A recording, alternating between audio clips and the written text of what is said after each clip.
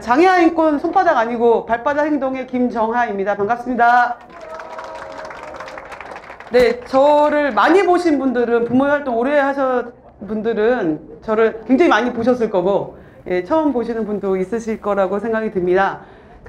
제가 처음에 발바닥 2005년도에 만들 때, 그때는 발달장애법 없었죠. 그때는 이제, 장애, 인권 활동을 한다는 인권 나부랭이들이 탈시설 있는 외치지만 그건 장애 현실을 잘 모르는 말이다라는 얘기를 들으면서 2005년도에 시작을 했어요. 그런데 이제 지금에서는 탈시설? 그건 알겠어. 그런데 구체적인 대책이 뭐야? 이런 이제 하는 시대로 이렇게 넘어온 것 같아요. 한 지난 15년의 역사가 그래도 사회가 이 정도로까지는 온 것 같습니다. 그때 당시에는 교육법도 없었고, 그때는 또 발달장애인법도 없었고, 여러 가지 법들이 없었던 시절을 생각해 보면 많이 이제 좀 나온 것 같아요. 저한테 주어진 시간이 1시간밖에 없기 때문에 제가 좀 마음이 급해요. 여러분들한테 드리고 싶은 말은 많고, 질문의 내용들은 약간 일맥상통하는 것들이 있거든요. 그리고 사실은 제가 예상한 질문들 많이 주셨어요. 그래서 이런 것들에 대해서 사실 또 이렇게 얘기를 해야 하기 때문에 뭐 이렇게 앞에 뭐 서두 얘기 이런 거 다 빼고 그냥 빨리 좀 진행하고자 합니다. 그래서 제가 설명하는 시간은 30분 이내에 정리하고 뒤에 이 얘기와 함께 이제 같이 이야기하는 시간을 한 30분 정도 갖도록 하겠습니다. 제가 처음에 이 인권 장애 관련한 활동을 할 때는 그 시설의 조사를 다니면서 좋은 시설을 만들면 되겠다라고 생각을 했던 시절이 있었어요. 90년대 후반, 2000년대부터 한 5년여, 6년여 간에는 그랬어요. 가면 주로 발달장애인이 계셨고, 범죄를 저지르는 원장이나 운영자가 문제거나 그 직원의 문제라고 생각을 했었거든요. 그래서 좋은 시설을 만들기 위해서 인권감독관제도 조사하는 거, 걸리면 엄중하게 처벌하는 거, 막 이런 것들을 막 법 개정도 하고 그런 활동을 위주로 했고, 조사하는 기법을 더 막 이렇게 하고, 조사 방식을 더 이렇게 발달장애인이 맞게 한다든지, 이런 것들에 집중했던 활동의 시기가 있었는데, 그런데, 아시겠지만 밑 빠진 독에 물 붓기더라고요. 그게 안 돼요. 제가 느낀 건, 발달장애인만큼 집단 서비스가 안 맞는 사람, 제일 시설 서비스하고 안 맞는 사람들이 발달장애인들이에요. 제가 양평에 있는 어느 시설에 조사를 갔는데 발달장애인분들이 식사를 하기 위해서 점심시간에 줄을 쭉 서 있어요. 그 줄에 흐트러짐이 없어. 뭘 느끼세요, 여러분은? 질서를 잘 지킨다? 아니요. 그럴 리가 없어. 그러면 안 돼. 그래서는 안 되잖아요. 근데 줄 서 있어요. 그리고 저한테 많은 사람들이 제보하거나 이런 내용들을 보면 진짜 시설 서비스는 발달장애인한테 안 맞아요. 그런데 시설의 실제로 80%가 발달장애인이고 신체장애인들은 다 나오시는데 발달장애인은 입소율이 늘고 있어요. 되게 역설적이죠. 네. 여러분들이 우리 아이는 1급이고 우리 아이는 2급이고 우리 아이는 3급이고 1, 2, 3급 다 같나요? 급수별로? 다 틀려요. 예. 장애도 다 틀리고, 그러니까 다른 종류의 장애도 그렇지만은 특히 발달장애는 집단으로 해서 집단의 지시를 따르게 하는 서비스는 맞지 않은 사람들이에요. 그러니까 1960년대 영국에서 장애인 부모들이, 사실 외국에서는 장애인 부모들이 탈세운동 하셨거든요. 우리 애가 왜 그런 떨어진 저 외곽에 있는 시설에 우리 애가 왜 가야 되냐고 문제 제기하신 게 부모님들이세요. 인권 나부랭이가 아니라. 제가 경기도 오땡땡땡땡 시설에 이제 조사를 가서 거기서 이제 제보하신 공익 제보자들이 어쩌고저쩌고 막 얘기를 하는 중에 뭐 하여튼 여러분들이 뭐 다 알만한 그런 일들 쭉 일어나서 그걸 공익 제보하는데, 그 공익 제보하는 그 직원들을 제일 공격했던 사람이 부모들이었어요. 전 정말 너무너무 놀랐어요. 70대의 남성분이셨는데 그 부모님한테 제가 진짜 물어봤어요. 아니 부모님은 왜 왜 자기 자식 편을 안 들고 왜 저 운영자 편을 드십니까? 정말 이해가 안 갔거든요. 네, 근데 아시죠? 어쩔 수 없이 보냈고 다시 집으로 돌아온다고 하면 감당할 수 없고, 그래서 부모님은 일단 대외적으로 마크하신 다음에 시설을 좋은 곳을 또 만들고 싶은 그 마음이었었다는 거예요. 근데 저는 그 자리에서 정말 그때는 너무 젊어가지고 저도 너무 혈기가 왕성한 나머지 막 그렇게 부모님하고 막 그랬는데, 그때 일을 굉장히 저 반성해요. 사실 부모님이 굉장히 이게 있고 그런 말씀 하신 건데 제가 거기다 상처를 하나 더 얹어드린 것 같아서 정말 반성하고 이제는 그렇게 말을 안 하려고 하는데, 여튼 쭈루룩 그런 역사가 한국 사회에 있어 왔고, 제가 여러분한테 말씀드리고 싶은 것은 누구나 시설에 들어가서 사는 것에 대해서 당연하다고 생각하는 우리 사회의 통념부터 깨고 가야 된다라는 겁니다. 우리가 그걸 우리 스스로 인정하기 시작하면은 우리 자녀분들의 권리 자체를 제일 보호해야 되는 내가 그걸 포기하는 거하고 같아요. 그러니까 우리 자녀가 주거 서비스 필요한데 그 방식과 내용이라는 것은 지금과 같이 돈 없던 시절에 사람들 그냥 집단으로 등만 따시게 하고 밥 새끼 줬던 그런 시절 아니잖아요. 이제는 누구나 발전의 기회를 가져야 되고 행복 추구권 가져야 되잖아요. 그러니까 그런 시절로 지금이 왔다라는 거고, 우리 그걸 요구해야 된다는 점을 말씀드리고 싶습니다. 그래서 발바닥에 이런 조직이라는 건 다 아실 테니까 자료를 참조해 주셨으면 좋겠고, 제가 이제 몇몇 부모님들한테 이 얘기를 드렸는데, 이 캘리포니아주에 사는 중국계 미국인인데, 이분 잡코치, 우리는 최근 얼마나 받으세요? 응? 7주? 뭐 우리 저기는 뭐 또 더 길게 또 받으시던데, 물어봤어요. 이분 뭐 길면 3년? 얼마나 받으시냐고. 이 사람 발달장애야. 너 지금 무슨 질문하는 거야? 이 발달장애는 보는 관점 자체가 달랐던 거죠. 그래서 장애의 정도가 삶을 결정하는 게 아니라 지원의 정도가 삶을 결정한다, 이 말씀 드리고 싶고, 그동안 빈자와 장애인을 대하는 태도는 이랬어요. 근데 우리는 이걸 이제 벗어나야 돼요. 그래서 국가도 발전했거든요. 그래서 예전에는 인간 창고용 그랬다가 지금은 대부분은 원예형인 것 같아요. 부모님들 보호와 안전 제일 중요한 이슈죠. 그러다 보니까 부모님들이, 수많은 시설에 입소한 부모님들이 시설장한테 많은 각서를 써줘요. 뭐랄까, 신체 포기 각서는 아닌데 거의 그거와 유사하죠. 거의 그거와 유사한 내용이에요. 민형사상 책임을 묻지 않겠다는 각서를 부모 스스로 써줍니다. 네.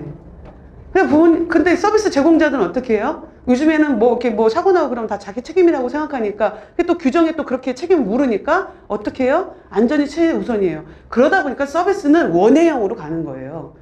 가둬놓고 서비스하는 거죠. 가둬놓고. 근데 사실은 발달장애인 분들이 갇힌 공간에서 계속 사는 거, 아주 좁은 갇힌 공간에 여러 명이 다수가 같은 방을 쓰면서 그렇게 사는 거, 그거가 힘들 거라고 하는 건 우리 다 알고 있잖아요. 근데 다 알고 있는데 우린 침묵했던 거예요. 그래서 이제 그거에 대해서 문제제기를 하기 시작했고, 그래서 정상화형 뭐 통합형 어쩌고저쩌고 나왔는데, 근데 그렇게 막 하려고 하는 잘하는 시설 몇 가지 있어요. 뭐 최근에 뭐 학교 또 폭력으로 문제도 되고 그랬지만은 몇몇 군데가 사회통합형 하려고 막 노력한 시설들이 있었단 말이에요. 그런데 구조적으로 안 돼. 왜? 직원 한 명이 동시간대에 케어해야 되는 사람이 4명에서 6명 정도가 돼요. 네. 시설 서비스는 1:1 서비스가 아니거든요. 그래서 우리는 이제 발달장애인법 만들고 나서 개인별 지원 체계를 수립하고 개인별로 다 다른 서비스를 제공해야 된다. 발달장애인이 성인장애인이 17만 명이면 17만 개의 서비스 내용들이 필요하다라는 게 우리의 주장이잖아요. 예. 그렇게 이제 가는 데 있어서 이렇게 사회가 발전해서 보호훈련 이제 통합으로 왔는데, 여전히 시설에서 이렇게 여전히 비자의로 입소해서 여전히 집단적으로 목욕하고 여러 가지 생활을 하면서 생활을 하고 있고요. 부모님이 죽을 때까지 여기 있으라고 해서 너무 속상하다. 이런 현실에 여전히 있습니다. 2017년도 같이, 아마 부모님들 중에 같이 조사했던 분도 있을 거예요. 이 조사를. 여기 지금 저 창문 3번째 거에 여기에 장애인분이 내다보고 계신 거예요. 저희가 흐리게 처리를 했는데, 시설에서 기억하시죠? 부모님들 조사 가신 분들 다 아실 거예요. 시설에서 조사 끝나고 그 시설에서 나와서 우리가 헤어질 때 대부분 장애인분들이 저 창문에 다 매달려 계시고 우리는 안녕, 안녕히 계세요 하고 나와요. 헤어진 마지막 모습은 우리가 서로 다 그런 모습이에요. 우리는 왜 이제 그래야 하는지, 저 경계는 무엇인지에 대해서 이제는 이 부모로부터 강력하게 문제 제기를 해야 할 시기라고 생각합니다. 그래서 좀 설명을 드리면 지금 성인이 17만 명이라고 통계로 나와 있어요. 장애인 거주시설에 약 2만 명 계신 것으로 추산이 돼요. 노숙인 시설 입소자의 40%가 장애인인데 다 지적장애인지는 모르겠어요. 정신병원은 통계가 안 나오죠. 예, 통계가 안 나오고 그 외에는 가족. 그래서 가족들하고 사는 사람은 10만 명이 넘을 것으로 추산이 되고 있습니다.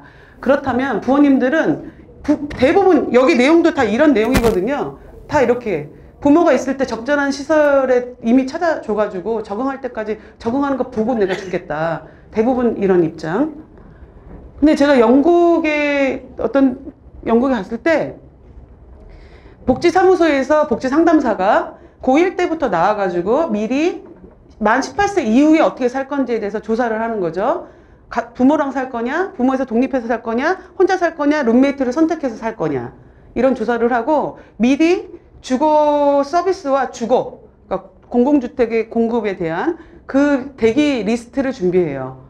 웨이트리스트를 준비해서 그거를 이제 미리 공급량을 언제 시점에 무슨 주택이 필요하다는 걸 준비하고, 고등학교 때 만약에 부모하고 헤어져서 살 것을 계획하고 있는 사람이면 그것에 맞는 교육을 미리 시키는 거죠, 고등학교 때. 그래서 만 18세 이후에 그 어느 선택으로든 가게 하는 시스템. 이렇게 되려면 뭐가 있어야 돼요? 누가 상담할 거냐. 그리고 상담한 사람은 그 사람한테 그럼 3년 후에 어떤 독립된 집을 줄 수 있고 그 집에 서비스를 붙일 수 있는 권한이 있어야 되잖아요. 그 권한을 그 사람을 갖고 상담해서 그걸 만들어내야 되잖아요.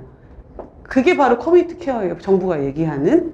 그런데 우리는 지금 뭐 정도만 돼 있냐면은, 일단 뭐 어설프게라고 표현하면 좀 그런데, 여기 정부 관계자 계시면 이제 곤란한데, 일단 정부가 그 동사무소나 기초지자체에 조금씩 사람을 깔았어요. 커뮤니티 케어 한다고. 선도사업 지역에도 사람을 깔았거든요. 상담할 사람들을. 그 상담할 사람은 권한이 있냐 문제는 다른 문제예요. 우리는 여전히 주택은 국토부가 꼭 줘야 되고, 예, 그래서 LH 공사를 통해서 꼭 줘야 되고, 서비스는 국토부 관여 안 하고, 복지부 통해서 꼭 줘야 되고, 이런 체계거든요. 그러니까 이게 이제 기초지자체에서 상담하는 그 사람이 국토부 주물를 수 있고, 뭐 복지부 주물를 수 있다면 좋지만 그건 아니잖아요. 그래서 우리는 아직 그런 통합된 모델은 아니긴 한데, 우린 그걸 지향하니까 그걸 만들라라고 이제 하고 있는 중이죠. 지금은 뭐 고등학교 1학년 때부터 그걸 상담하고 이런 체계는 아니지만, 부모님들이 한 10년 후 정도에는, 10년 후 정도에는 이미 이제 뭐 자녀분들이 뭐 30, 40대 되실 수도 있겠죠. 잘 모르겠지만은, 그때에는 성인 장애인, 발달 장애인한테 복지사무소에 복지 담당자가 나와서, 사회복지 그 담당자가 나와서 상담하고 주거 공급하고 이렇게 해줘야지 되려면 우리가 10년 동안 목표를 가지고 싸워야 합니다. 그래서 보통은 무연고장애이거나 재가장애인이 시설로 들어가거나 가족과 함께 사시죠. 이거 보이시나 모르겠어요. 가족과 함께 사셔요. 그런데 이 전체 이 그림 안에서 문제점들을 좀 정리를 해봤어요. 보통 이런 수순이죠. 시설에 계시다가 IS센터가 운영하는 체험홈에 가는 아주 소수가 있고, 시설이 운영하는 체험홈이나 그룹홈으로 가시는 분이 있어요. 이걸 왜 한 그룹으로 묶어놨냐면 서비스가 거의 유사하기 때문에 그래요. 그런데 여기 있다가도 자립하는 분들이 있어요. 여기서 자립은 상대적 자립, 도움을 받으면서의 자립을 말하는 겁니다. 그리고 그 새로운 모델로 지원주택을 지금 하고 있죠. 제가 발바닥 행동에 활동가면서 프레일이라는 법인의 대표이사도 하고 있는데, 지금 지원주택 사업을 받았어요. 그래서 지원주택으로 이제 입주시켜 드리려고 이제 하고 있는데, 하여튼 그런 걸 뒤에서 좀 설명하고요. 그래서 가족과 함께 살 때는 뭐 아시죠? 부모의 노화와 질병에 대한 대책이 필요한 거고요. 거주시설에 살 때는 집단 규율에 따른 반복되는 일상 결정권 없고 탈개성화되고 획일화되고, 거주시설 체험은 가정생활 가정은 행정상 그분들이 시설장애인이기 때문에 활동보조 서비스 못 받고 물론 이동 시간이 제한적으로 받거나 아니면 그룹홈에 보통 주말 서비스를 안 하거나 주말 서비스 비용을 따로 내셔야 한다거나 그룹홈의 직원이 한 명이기 때문에 낮에 꼭 거기를 그러니까 그룹홈에 있지 않는 사람이 가야 한다거나 이런 문제들이 계속 발생하죠. 그러니까 전일적 서비스라고 하기에는 굉장히 많이 구멍이 많죠. 그리고 IL 센터가 운영하는 이런 데는 여전히 주택에 대한 소유권, 점유권은 당사자가 갖고 있지 않은 IL 이념에 따라서 그 조직의 어떤 수준이라고 표현하면 문제가 있을까요? 어쨌든 거기에 따라서 조금 서비스가 약간 좀 편차가 좀 심한 그런 상황입니다. 그리고 룸메이트 선택권도 없죠. 개인 독립을 할 때는 활동보조 서비스에 지금은 의존하게끔 돼 있어요. 그러니까 활동보조를 어떻게 믿냐? 많은 부모님들이 그렇게 얘기하시죠. 우리 자녀는 활동보조 서비스로는 안 돼. 발달장애인을 모르는 사람들이 하는 말이야. 맞아요. 근데 활동보조 서비스를 붙이고 보통은 플래너, 코디네이터 이런 사람을 붙여서 그 서비스를 이렇게 뭐랄까요? 규제, 모니터링 내지는 계획, 실행 여부에 대해 판단하고 이런 것들을 계속 해서 하게끔 만드는 그런 걸 하는 거죠. 그런데 이런 것들이 사실은 발달센터가 개입해서 계획을 쫙 세운 다음에 쭉쭉 가야 되는데 발달센터의 한계가 있어요. 그거는 이제 발달센터가 일을 못해서 이런 얘기를 다 떠나서 인력이 없고 권한이 없고 예산이 없잖아요. 예, 그런 한계가 있죠. 그래서 지역사회 안에서 살 때는 각종 범죄 피해나 이런 거에 노출 가능성이 있어서 학대나 또 사회적 님비나 이런 것들에 대해서 우려를 하고 계시죠. 그래서 여기 질문하신 분들도 과연 지역사회에 나가 산다는 것이 행복할 것인가에 대한 질문도 있으셨어요. 근데 이러한 형태들이 이런 문제들이 있어서 이런 것들을 극복하고자 각계각층은 의견을 내고 있습니다. 외국에서도 서비스의 피로도에 따라서 서비스 피로도가 높은 사람은 스텝이나 의료 서비스의 개입이 굉장히 높은 수준으로 서비스를 제공하고 피로도가 좀 낮고 그런 사람들은 최대한 자기결정적이면서 독립적이고 통합적 환경 구성에 노력을 합니다. 그 서비스를 구성할 때. 그러니까 서비스 우리는 시설, 그게 욕먹으니까 좀 그룹홈 정도, 거기서 또 욕먹으니까 IL 이념을 한 자립생활주택이나 체험홈 정도, 거기서 최근 모델로 지원주택, 그 다음에 여기를 거치지 않은 독립적인 어떤 독립가구, 이 정도의 모델을 갖고 있는데 외국은 이런 서비스가 20에서 30개 정도 지적장애인 주거 서비스 모델이 굉장히 많아요. 거기에 이제 공유주택, 그러니까 쉐어하우스 같은 개념도 있고, 또 나눔의 삶이라 그래서 조금, 다른 장애 가정이나 아니면 위탁 가정들하고 또 다르게 또 이렇게 다른 가정이 이렇게 장애인을 위탁해서 같이 사는 경우들도 있고, 하여튼 되게 다양한데 그렇게 굉장히 다양한 거죠. 우리는 뭐 아니면 도지만 좀 더 굉장히 다양할 필요가 있죠.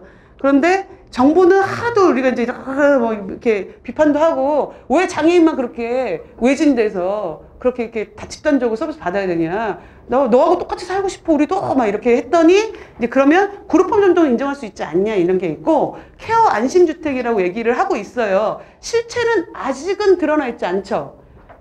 이제 한다는 거예요. 이제 한다는 건데 케어 안심이란 용어는 노인 쪽에서 먼저 커뮤니티 케어를 시작해가지고 그쪽에서 용어를 쓴 거예요. 케어 안심 굉장히 노인 복지스러운 용어들이잖아요. 우리는 자립 예를 들어 통합 이런 용어를 선호한다면 노인 쪽에서는 그래서 케어 안심주택인데 그 서울의료원 앞에 의료안심주택이라고 했었어요. 주로 노인들이 입소하셨고 의료 안심인데 안심인 이유는 1층에 간호사들이 기숙사처럼 살고 있고 바로 뒤에 의료원이 있어요. 그것 때문에 의료 안심이지 거기에 방문 간호를 집중적으로 해준다 이런 건 없어요. 없고 그냥 그렇게 의료 안심인데 그 주택은 사실 확장되진 못했어요. 그 모델은. 왜냐면 이게 거기 들어간 사람이 또 의료 집중적인 서비스를 요하는 사람이 들어갔냐? 그것도 아니거든. 그냥 노인들 그 지역에 노인들이 이런 사람이 들어갔기 때문에 그것도 그냥 이렇게 점점점 하고 이제 그냥 확산되지 않고 이제 끝나가는 중인데 이제 거기에 이제 좀 더 붙여서 여러분들이 KBS 이 다큐 공감에서 그 노인 케어 커뮤니티 케어 관련한 외국에 이렇게 취재한 방송을 보셨으면 아실 텐데 약간 그런 식의 이제 케어 안심 그러니까 노인들의 우리 노인 세대도 마찬가지인데 독립적인 집이 있고 그 마을에 이렇게 치료센터와 통합 생활문화센터 같은 게 있는 거예요. 거기서 물리치료도 받으시고 어쩌고저쩌고 뭐 나눔도 하시고 고립감도 해소하시고 놀고 어쩌고저쩌고 노인정 치료센터 뭐 이런 것들을 복합 융합적인 공간이 마을 가운데 있고 거기 주변에 이제 사시는 거고 그 독립된 집에 이제 사회복지사가 가가고 방문하거나 활동보조사나 이런 사람들이 이제 상주하면서 케어하거나 등등의 서비스를 제공하는 모델을 이제 가져오려고 하는데 이 용어를 뭘로 쓸 거냐는 이제 영역마다 또 용어가 되게 서로 중요한가 봐요. 하여튼 막 싸우고 있는데 저는 용어에 관심 있기보다는 요 개념과 서비스 수준을 뭘로 할 거냐. 이제 요게 더 중요한 문제라고 생각하는데 그런 케어 안심주택. 쉐어하우스는 그냥 가로 열고 장애인 비장애인이 함께 사는 뭐 이렇게밖에 표현이 안 됐기 때문에 모르겠는데 제가 이제 미국에서 어떤 경우는 장애인, 발달장애인이 성인장애인이 혼자 사는데 자기 아파트에 비장애인 누구를 임대를 줬어요. 방 하나를. 그래서 이제 쉐어하는 방식이죠. 임대료를 그 장애인한테 내, 그 비장애인이. 근데 그 비장애인은 뭘 받냐면은 야간에 이 장애인에게 나오는 바우처가 있어요. 야간에 안심하게 이제 생활하라고 하는 바우처. 근데 그거는 활동보조 주간 바우처보다 한 50%밖에 안 돼요. 그러니까 그 대학생은 그걸 알바처럼 그걸 받으면서, 그러니까 보통 그냥 다 자는데 혹시 위기 상황이 생기면은 이제 연락하고 병원 데리고 가고 이런 걸 해달라는 거죠. 그래서 그 사람은 그걸 알바처럼 받고, 그 사람은 그걸로 뭐 하여튼 임대료를 이 사람한테 내고, 이 발달장애인은 그 사람을 임대해서 같이 살아요. 이것도 쉐어라면 쉐어죠. 우리 우리의 문화가 그 정도까지 따라가 주냐는 모르겠는데, 하여튼 요거. 그리고 이제 최근에 이제 나눔의 삶이라고 또 미국에서 이제 하는 것 중에 하나가, 요건 이제 모르겠어요. 요걸 소개했을 때 부모님들이 뭐 좋아하실지 모르겠는데, 하여튼 그래도 말해본다면, 체중증의 장애인 여성이 어떤 다운증후군 10대 남성이 부모랑 같이 사는데 그 집에 같이 살아요. 근데 이 여성 30대. 근데 이 장애 여성의 부모는 같이 살 상황이 안 돼. 이혼하고 어쩌고 저쩌고야. 그래서 이쪽으로 커뮤니티 옵션이라는 비영리 단체, 그러니까 아이의 센터와 주거복지센터의 중간형 같은 그런 데를 통해서 서비스를 받는 거예요. 그래서 거기서는 나눔의 삶이라고 하는 서비스를 제공하는 그런 집들을 구해서 교육시킨 다음에 테스트를 거쳐서 뽑아요. 그런 다운증후군 부모 같은 그 집을 뽑는 거죠. 그래서 그 여성이 사는데 같이 사는 거예요. 그러니까 거기는 장애 자녀가 꼭 2명인 것처럼 사는 거죠. 그 부모는 다른 게 직업이 아니라 공유된 그 삶을 통해서 나오는 비용을 받는 형식이더라고요. 이게 꼭 좋을 거냐는 저는 물음표예요. 사실은. 왜?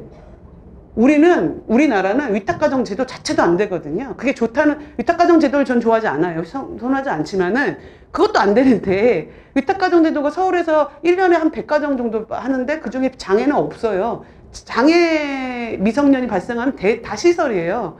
그런데 과연 이런 나눔의 삶이 어떨까라는 생각이 들지만 한 20년 후에 뭐 이럴 때는 한번 생각해 볼 수 있을 것 같은데 너무 멀었다. 10년 후? 하여튼 그러니까 그런 게 제가 말하고 싶은 거는 다양화될 수 있다는 거.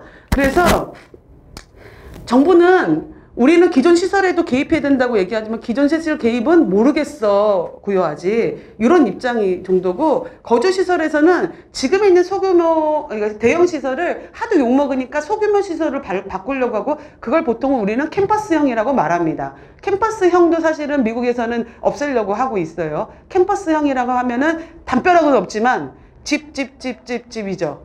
예, 그 공간 안에 다 같이 사는 거죠. 그러니까 그 완전한 사회통합형이라고 볼 수가 없기 때문에 그렇고, 거기는 예를 들어 인천의 어느 시설 같은 경우도 집이 있고 밥은 해서 반찬 갖다 주고 밥만 자기네 홈에서 해 먹는데 서비스 자체가 시설 서비스인 거예요. 집단화된 개인의 지원이 없는 서비스이기 때문에 저희는 그런 것도 이제 이왕 바꿀 텐데 왜 우리가 그걸 남들은 다 이제 안 하는 폐쇄한 정책들을 우리가 쓸 필요는 없잖아요. 그러니까 우리는 그걸 반대하고 있고, 그 외에 이제 하도 탈시설 막 이런 얘기를 하는데 노인 쪽에서는 안 하기 때문에 이제 시설 쪽에서 입장은 그러면 우리 장애인들도 고령화됐으니까 장애 노인 시설이야 라는 입장이 있어요.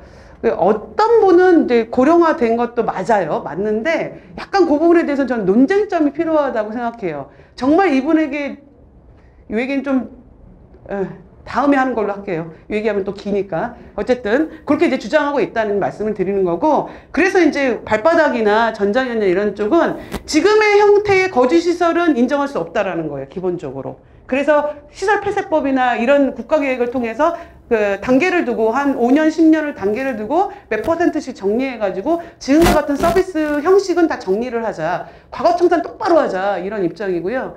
당사자에게 주거 점유권을 보장하고 일반 주거환경과 가장 유사한 형태로 서비스를 재편해야 된다라는 거고, 지역 선택이나 룸메이트 선택이나 이런 걸 다 둬야 된다고 하는 것이고, 그런 것들을 통틀어 지역사회 기반 주거 서비스. 그 미국은 가정 앤드 지역사회 기반 주거 서비스예요. 그래서 HCBS라고 줄여서 말하고, 우리는 거기서 가정을 살짝 뺐어요. 우리 전장현은. 왜냐면 여러분들이, 그러니까 미국에서 말하는 그 가정은 아까 말했던 쉐어 방식이라든지 뭐 이런 걸 의미하는 가정인데, 우리나라에서 가정 얘기하면 여러분들 어떻게 생각해요? 부모가 평생 책임지라는 거냐, 이렇게 받아들이실 거 아니에요. 근데 그게 아니거든요. 그런데 어쨌든 개념적으로 보면은 다 지역사회를 기반한다라는 거예요. 그런 의미에서 HCBS 같은 방식의 서비스를 도입하자는 거고, 그런 방식으로 실험하고 있는 게, 해보고 있는 게 지금 지원주택이죠. 자, 지원주택은, 여기 혹시 지원주택 서비스 이용해 보신 분 있으신가요? 서울에서? 네, 충현 쪽에서 이용해 보신 분이 없으시군요. 아, 그건 알고 있죠? 네, 오케이. 알고 있던, 그러면. 그래서 이런 것들을 가지기 위해서 여러분들이 2016년에 서울시청 앞에서 농성을 하시고, 그걸 계기로 돼서 충현복지관이 시범사업 했는데, 충현에 1년 넘게 공실이 있었어요. 지원주택에. 2016년에 본인들 농성할 때 그렇게 필요하다고 얘기했는데 1년 넘게 공실이야. 이게 어쩐 일이야? 왜 그럴까요? 안심할 수 없어서. 오케이. 그것도 있을 것 같고. 그 제도적으로 보면은 제도 설계상에 미비점이 있어서 그렇죠. 왜 그러냐면 충현은 1년 동안 거기서 연습한 다음에 부모가 그 자녀를 독립시킬 가구를 대상으로 뽑았어요. 근데 서울에 방값이 얼마예요?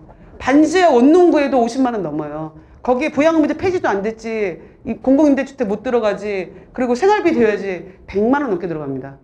부양문제 폐지가 안 된 상황상에서는 그걸 생각할 수도 없는 거예요. 그 뒤에 나오는 부양문제 폐지 굉장히 중요하고, 부양문제 폐지가 됐다 손 칩시다. 그렇다면 아마 충현이 했던 모델이 좀 바뀌었을 수도 있을 거예요. 왜? 부양문제가 완전히 폐지가 되면은 공공임대주택에 우리 자녀가 들어갈 자격 권리가 생겨요. 그러면 SH가 공급하는 장애인 지원주택에 영구형으로 입소할 수 있다는 걸 의미합니다. 그렇기 때문에 부양문제 폐지를 해야 돼요. 여튼 그러면 그런 주택에 들어가시는 거고, 거기 SH가 집을 줘도 공공임대주택이다 하더라도 월세는 내야 되잖아요. 그건 뭘로 나와? 주거급여. 주거급여가 지금 23만 얼마 어쩌고저쩌고, 예, 그렇게 나오죠. 그리고 생활비는 뭘로 해? 기초생활수급비로 하시는 거죠. 한 달에 50몇만 원. 그 연금 나오고, 그러면 한 90만 원 정도로 생활하시는 거예요, 한 달에. 집은 SH나 LH나 하여튼 정부가 주는 공공임대주택 물량에서 지원주택이라는 형식을 갖고 오고, 생활비는 기초생활수급비 중에 연금하고 보태서 한 90만 원을 생활하고, 거기에 나가는 주거비는 주거급여 나오는 걸로 내고, 그러면 그 지원주택에 대한 서비스는 뭐냐? 충현 불안하셨다고 했잖아요. 충현은 팀장이 전체 관리를 하고 주거 코디네이터가 있고 그 밑에 주거 코치를 둔 형식이었어요. 그래서 활동 보조가 없는 시간에는 주거 코치가 가서 냉장고에 상한 음식도 빼고, 옷도 좀 이렇게 계절에 맞게, 시기에 맞게, 분위기에 맞게 입게 과시가 하시고, 청소 잘하시는지 쓰레기 잘 버리는지도 관리하고, 이렇게 하고, 그분이 복지관 같은 데 서비스를 연결해야 될 때는 주거 코디네이터, 사회복지사가 모시고 가서 복지관에서 서비스 채용 계약, 아니 채용이 아니라 계약하고 뭐 이런 것들을 한 거예요. 그걸 총괄 관리하는 팀장이 있었고 이런 거였는데, 그 서비스의 그 단가, 쉽게 말하면 단가가 낮았기 때문에 경증 장애인들 위주로 가셨던 거죠. 그러니까 부모님이 생각하기에 이건 중증 모델 아니야 라고 제끼신 거예요. 그래서 지금 저희 이제, 근데 이게 되게, 저희 프리엘, 지금 제가 하는 프리엘에서 하는 건 그 지금 집이 세 군데에서 할 거거든요. 장안동, 신정, 신월동, 그다음에 오류동에서 계획하고 있는데, 장안동은 신체 장애이지만 약간의 발달 장애 있으신 분들이에요. 신정, 신월동은 신체 장애는 거의 없고 발달 장애만 있으신 분들이에요. 오류동은 복합 중증이에요. 자, 이렇게 보면은 신체 이쪽은 활보가 나와요. 그래서 주거 코치는 조금만 들어가도 되는데 주거 코디네이터가 개입해야 돼요. 신체적으로는 장애가 좀 덜 하시면서 발달만 이렇게 많이 있으신 분들은 활동보조 서비스가 좀 적게 나와요. 그래서 여기는 주거 코치를 더 많이 배치를 해야 해요. 그리고 지역사회 서비스 이용을 원활하게 하는 거, 더 지역사회에서 많이 참여하게 하는 게 핵심이에요. 중복합 이 중증장애가 있는 오류동 모델은 의료 시스템을 세팅하는 거예요. 지역의 주치의, 그리고 보건소, 그리고 지역에 저희가 동원할 수 있는 인도주의 실천의사협의 등등등의 이러한 조직들을 통해서, 의료 조직들을 통해서 의료 세팅을 강화시켜 놓는 거예요. 근데 여기는 또 활보는 거의 24시간 나올 분들의 왜 신체 중증도 갖고 있는 발달이시거든요. 그러니까 여기는 그러니까 신체 중증이 있고, 근데 활보는 나와. 근데 나가가지고 가해자로 오인받는 그런 사고를 칠 수는 없어, 장애 때문에. 그 정도 사기 칠 수 있는 집단은 이제 여기 집단이었던 거죠. 그러니까 여기는 그런 것들을 더 안전하게 이제 짜는 거고, 여기 집단은 그런 의료 안전이라든지 더 다른 이게 식생활 관리부터 해서 이런 거 위주로 짜려고 하고 있어요, 지금. 이런 모델들이 발전을 하면 각각의 장애 특성에 맞는 어떤 모델들을 이제 내오는 거죠. 근데 저희가 이제 기본적으로 요 권역당 10명 이상은 넘지 않게 세팅을 해요. 이 집이 보통은 받는 주택이 신축 빌라인데 다세대 주택이죠. 신축 빌라라는 얘기를. 여기가 보다 가나다라동이 있고, 한 권역에 주택이 한 30에서 50개 정도 있는 주택들이 일반적인 모형인데, 여기서 한 주택을 7, 8개만 받고 한 주택당 1명이 살거나 2명이 사는 모델이고, 그 밑에 커뮤니티 공간을 둬서 거기에는 주거 코디네이터하고 주거 코치가 상주하는 모델이죠. 그래서 위에다가 서비스를 이렇게 주고 조종하고 위기 상황에 달려가고 이렇게 하는 모델로 지금 세팅하고 있습니다. 이것이 만약에 부모님들이 생각하는 대안적 모델이 될 수 있으려면 저희가 정부랑 싸우는 게 이 서비스에 단가 가지고 싸워요. 정부가 뭐라고 그러냐면 활동보조 다 받잖아. 그런데 주거 코치, 주거 코디네이터, 야, 이중수급이야. 이게 정부 입장이고요. 우리는 아끼다 똥된다. 너희가 이거 새로 처음 모델 하는데 주거 코치 모자르고 주거 코디네이터 없어서 활동보조이나 사고 빵빵 터져? 서울시 좋을 게 뭐가 있어요? 아끼다 똥되는 거죠. 이 정책 살리려면은 과감히 투자하고 충분히 준 다음에 그 다음에는 서비스가 이제 적응하면, 서비스 다 연결되면 그땐 조금 서비스 양을 줄여도 될 수 있을 수도 있거든요. 가정한다면. 그러니까 그 다음이 일이지, 처음에는 집중적으로 투자하자. 그래서 서울시하고 협상한 게 24시간 보장 체계를 2년간은 보장해주자. 이거를 협상을 해냈어요, 서울장차연이. 그래서 이 2년간 보장하고 5년 동안 한 800명 정도를 지원해보자. 이런 목표를 가지고 있습니다.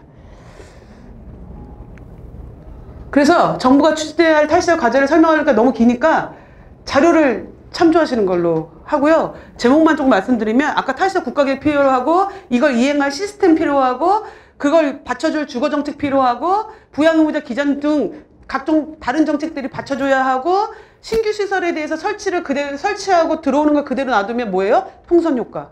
똑같아져. 그러니까 그것도 제한하고 기존 시설도 개입해가지고 정리해 나가면서 이런 주거 서비스 영역을 확장시켜 나가자. 이걸 목표로 싸우고 있고, 자, 여기서 부모님들이 질문하신 건 그거예요. 중증인데 어떡하냐? 구체적으로 어떤 서비스냐? 어떤 준비를 해야 하냐? 이런 얘기고요. 보호자가 사망하시거나 중증일 경우, 중증이면서 그분이 나이가 많을 경우 어떻게 해야 되냐? 이제 이런 거예요. 주알이나 활보 이용도 불가능한 경우는 어떻게 하냐? 이런 내용이시고요. 네. 첫 번째는, 여기서 부모님들이 생각하시는, 이게 좀 이제 주거 생활에 대한 서비스가 있고요. 제가 아까 주거 코디네이터 붙이고 그 사람을 관리 감독할 슈퍼바이저 붙이고 일상을 지원할 주거 코치를 붙이는 거. 요게 지금까지 나온 정책 아니에요.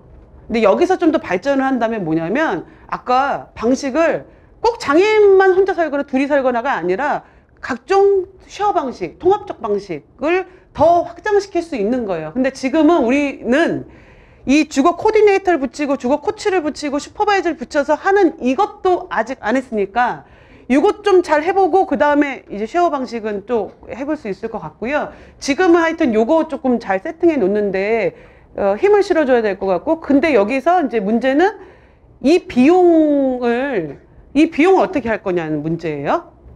네, 그래서 일단 저희는 이제 최대한 이제 싸우고 있는 거고, 이제 요 영역이 하나 이제 있고, 지금 서울 같은 경우는 지금 23호를 운영하는데 한 30명 정도 서비스 받을 걸로 예상이 돼요. 거기에 6개월간 4억 5천만 원을 줬어요.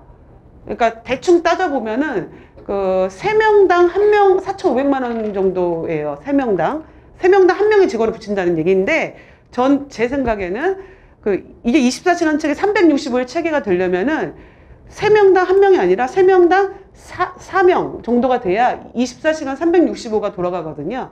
야간과 공휴일은 더 직원들 단가 높기 때문에. 그래서 요렇게 가려고 좀 하고 있는 게 하나가 있고요. 그 다음에 이제 주거 생활을 이렇다 칩시다. 주거에 대한 공급은 어떻게 할 거냐? 국토부가 꼭 싸우셔야 됩니다. 국토부에 공급을 해달라고. 근데 문제는 뭐냐? 서울 같은 경우는 대체적으로 지하철역의 근접지로 받으려고 저희가 사전조사해서 봤거든요. 지역으로 갈수록 아까 여기 이동권도 안 되는데 무슨 집이냐 이제 이런 얘기도 있으셨는데, 그러니까 그런 여러 가지 총체적 지역의 난항들 있잖아요. 저는 체중증 장애일수록 의료적 욕구 클수록 가장 대도시에 살아야 된다고 생각해요. 대도시 중심에 살아야 돼요. 가장 번화가에 살아야 됩니다. 그렇기 때문에 LH나 이런 데서 공급하는 건 대부분 외곽의 대단지로 아파트 짓는데 거기서 주려고 하는데 그거 안 된다. 그거 안 된다. 대도시 한 중앙에 줘라. 시청 바로 앞에 줘라. 이렇게 우리가 싸워야 될 것 같다라고 말씀드리고, 부모님도 힘이 세시니까.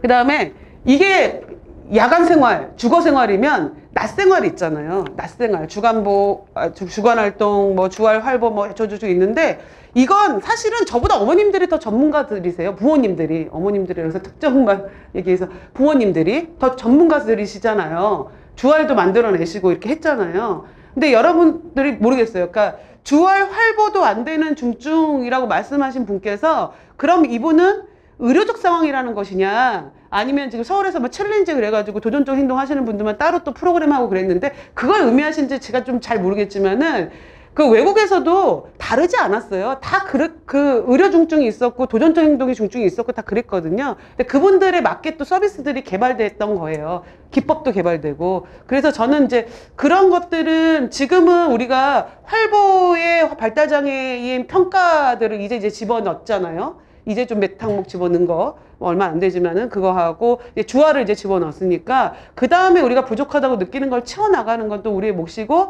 의료중증이 발전해 나가는 거 모델은 좀 또 다른, 아까 노인하고 비슷하게 다른 영역이기 때문에 제가 여기서 설명은 너무 길 것 같아서 잠깐 스킵하고요. 그 다음에 그래서 그렇게 됐어요. 그런데 이 모든 게 사실 가능하려면은 부양 문제가 폐지가 돼야 되는데, 복지부 장관이 부양 문제 폐지를 하겠다라고 이렇게 했는데, 급여별이냐 계층별이냐 이게 조금 더 불분명하잖아요. 그래서 이제 그 다음 시간에 한번 들어보시고 좀 더 싸우셨으면 좋겠고, 여기에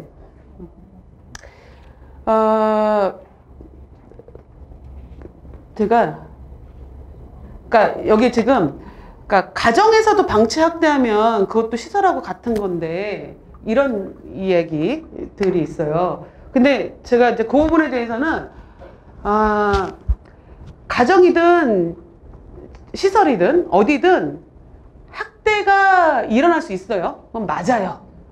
근데 이 정책 큰 흐름을 바꿔나가는 데 있어서 부모님들이 그 학대나 위기 상황, 그러니까 그런 어떻게 보면은 약간 예외적인 상황을 메인으로 놓고 얘기를 하면 정책 발전 속도가 그만큼 더뎌져요. 그래서 저는 메인은 바꿔놓고 학대나 위기 가정은 그거에 맞게 또 정책을 개발해 내야 된다고 생각하거든요. 근데 제가 충북에 한번 갔을 때 그때 그 얘기 들었는데, 땡땡 어떤 여성, 발달장애 여성께서 부모님이 엄마가 둘이 살다가 치매병원에 갑자기 입원하셔가지고 난리가 한번 서울에서 났었어요. 서울 중구에 계신 여성이었는데, 그래서 막 단기보호센터랑 막 이런 데 갑자기 막 보내졌거든요. 물론 발달센터도 들어오고 뭐 중구 뭐 복지관 뭐 해갖고 다 들어왔는데 다들 답을 못 찾았고 그 발달장애인이 혼자 어떻게 있냐 집에 이러면서 단기보호센터에 보냈거든요. 근데 그 발달장애인 입장을 생각해 보세요. 갑자기 엄마는 없고 갑자기 생파 모르는 어느 공간에 보내졌어요. 아무도 물론 그분이 발달장애 중에서 설명을 못 알아들으니까 설명 안 했다고 얘기할 수도 있는데 설명도 없이 그렇게 갔단 말이에요. 친근한 사람 하나 없이. 그럼 그분이 어떤 반응을 보였겠어요? 예. 막 이제 난리 치신 거죠. 그랬더니 보고가 어떻게 올라와? 그분이 굉장히 예, 도전적인 너무 심해서 스텝이 2명이 필요하니까 단기보호센터 사람들이 우리 스텝 2명이나 필요해서 서울시한테 못한다고 막 그랬고 뭐 그런 사이에 그 발달장애인이 참 이상하게 욕창이 생기셨고 그러면서 이제 정신병원 입원을 검토하고 막 이러더라고요.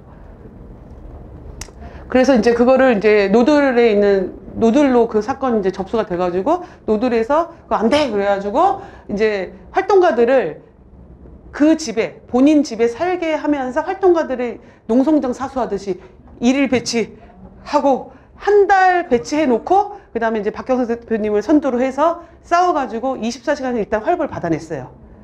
서울시 추가 중구 추가 어쩌고저쩌고 해가지고 그리고 근데 그걸로 안 되잖아요. 그래서 노들 센터에 코디네이터가 붙어서 이렇게 코디하고 평생교육기관 이용하시고 이제 이렇게 서비스를 설계를 하고 이제 엄마 병원에 다니시게 하고 뭐 이제 이렇게 설계를 했는데 이게 커뮤니티 케어라고 생각하거든요. 근데 이거는 그러니까 제가 그랬어요. 야, 노들이 있으니까 그게 가능했다. 그렇잖아요. 근데 이런 거를 당연하게 돼야 되는데 예외적으로 되면 안 되잖아요. 그래서 이런 게 당연하게 되게끔 만들기 위해서 우리가 노력해야 한다고 생각합니다. 이런 많은 사례들이 저는 가족지원센터나 그 부모님들이 그 부모연대 지역 그 지부 밑에서 운영하시는 각종 기관들에 접수된다고 알고 있고 어머님들의 아버님들의 친구분들 이런 상황이 있을 거라고 알고 있습니다. 그랬을 때 포기하고 예, 막 시설 알아보다가 끝내는 안 돼가지고 막 장고끝에 악수 두는 식으로 막 이렇게 하지 마시고 좀 이렇게 공개해서 싸워서 좀 이렇게 쟁취해냈으면 좋겠다. 이 문씨 사례처럼 그런 말씀을 드리고 이것들이 사례가 쌓여야 부모님이 뭐 암 걸려서 어쩌고저쩌고 해도 그 사람을 갑자기 그 집에서 떼어내서 그냥 시설로 보내버리는 것 자체가 굉장히 비인간화된 정책이다라고 하는 걸 관료들이 알 수 있을 것 같아요. 그래서 좀 그거를 같이 만들어냈으면 좋겠다는 말씀을 드리고 싶고 여기 탈시설과 시설 폐쇄가 같은 뜻이냐 라고 물어보신 분이 있어요. 좀 다르죠. 좀 다르죠. 탈시설은 시설 폐쇄는 그냥 문 닫는 거고요. 예. 탈시설은 대안 서비스를 만들자는 운동으로부터 시작을 했어요. 그래서 영국에서 1960년대 부모님들이 탈시설 운동했다고 그랬잖아요.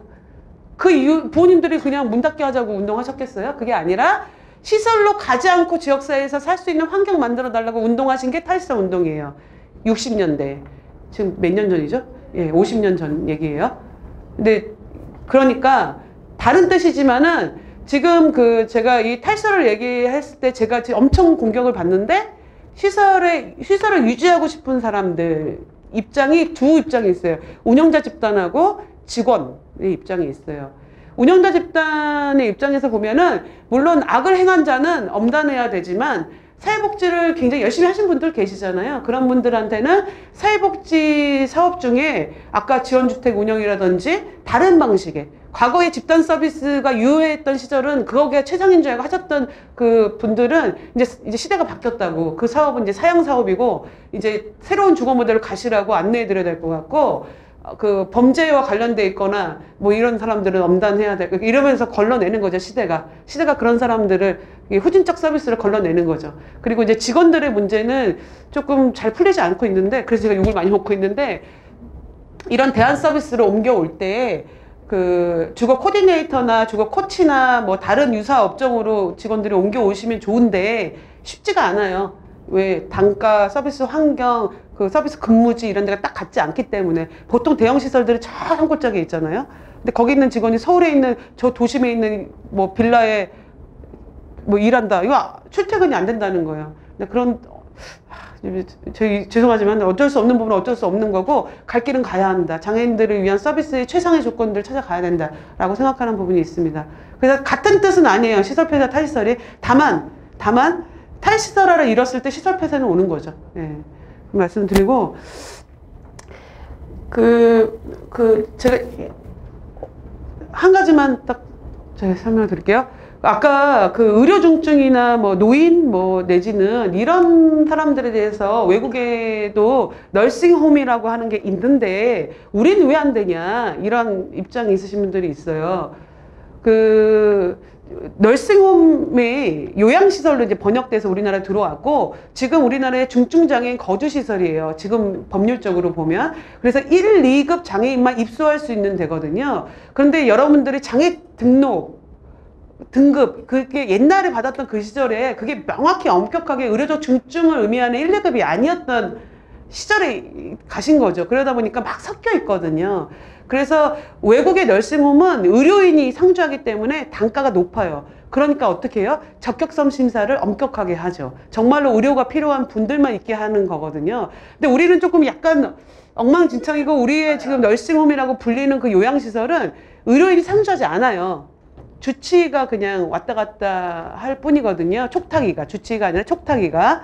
그래서 촉탁이 중에는 많은 분들이 그냥 형식적으로 왔다 가고 실제로는 일주일에 한 번씩 싹 모아가지고 10명씩 이렇게 병원에 데리고 가서 계속 주기적으로 같은 약을 타오죠.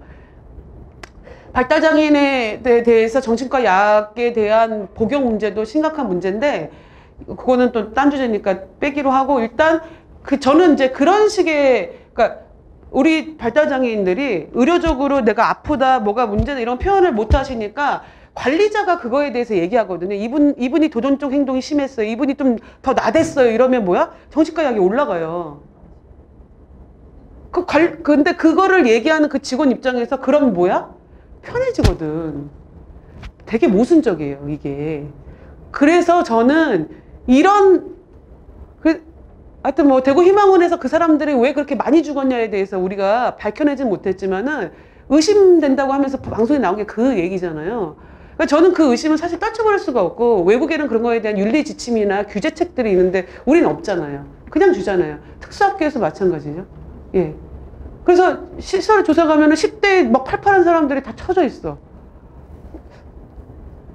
이상하잖아요. 그래서 저는 의료 중증이라고 얘기를 여기서 한다 그러면 의료인과 공식적인 어떤 회의에서 정말로 이 사람이 의료인이 24시간 상주하는 시스템 안에 있어야 된다라고 하시는 분들은 그런 게 필요한데 우리는 요양병원과 요양원 사이에 이게 없어요.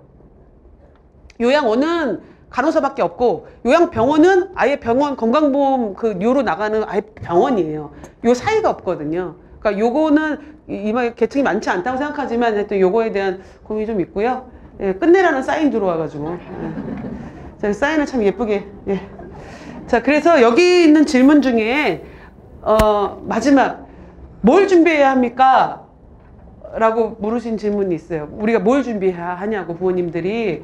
그래서 제가 부산에 있는 어떤 토론회에 갔을 때 어떤 주거 관련한 분께서 지역마다 지원주택 조례를 만들기를 합시다 이런 얘기도 하시고 그랬어요. 서울에 있는 지원주택 모델이 괜찮다고 생각하시면 그것도 방법이죠. 우리 부모단체들이 힘이 있으니까 지역에 지원주택을 도입하는 조례를 만드는 운동도 의미가 있을 것 같고 중앙정부 차원에서 이 지원주택이나 이런 것들을 만드는 법제도 노력도 같이 할 수 있을 것 같은데 지방정부가 제가 성인 발달장애인을 위한 커뮤니티 케어를 기반으로 한 이 시스템을 만들려면은 발달센터와 기자체의 사회복지 공무원이 협업해서 그분들에 대한 상담을 해가지고 아까 주거 대기 리스트를 만들고 그걸 공급해야 된다 그랬잖아요. 예, 요거를 지역사회 요 시스템을 만드셔야 되는데 요거가 지원주택 서울시 지원주택 조례에서는 요거는 디테일하게 담겨있지가 않아요.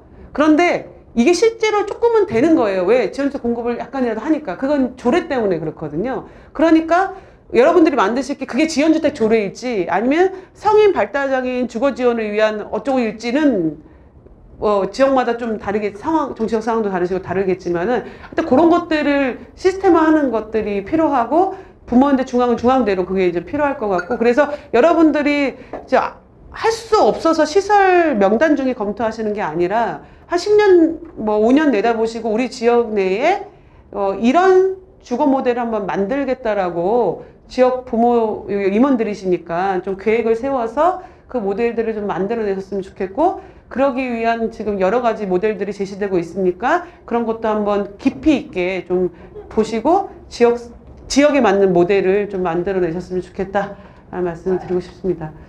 질문에 제가 다 하나하나 읽고 답을 하지 못해서 죄송하고요. 시간이 좀 없는 관계 그랬고, 제가 이 쪽지는 잘 가져가서 앞으로 더 열심히 공부하고 또 불러주시면 또 얘기하고 열심히 공부해서 얘기하겠습니다. 그리고 열심히 또 발바닥에서 활동하겠습니다. 감사합니다.